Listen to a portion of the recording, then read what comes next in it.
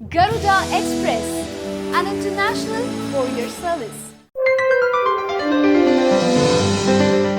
RK Nagar కు వచ్చే నెల ఉప ఎన్నిక జరుగుతున్న సంగతి తెలిసిందే.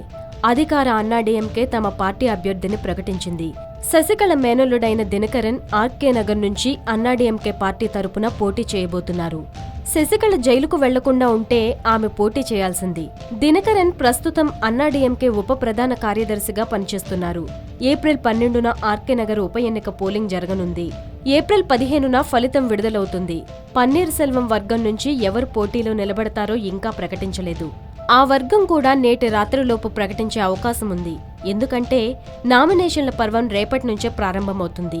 ఇక జయలలిత మేనకోడలు దీప తానే ఆర్కే నగర్ నుంచి బరిలో దిగబోతున్నట్లు ప్రకటించింది. డీఎంకే పార్టీ కూడా తమ అభ్యర్థిని ఇంకా ప్రకటించాల్సి ఉంది.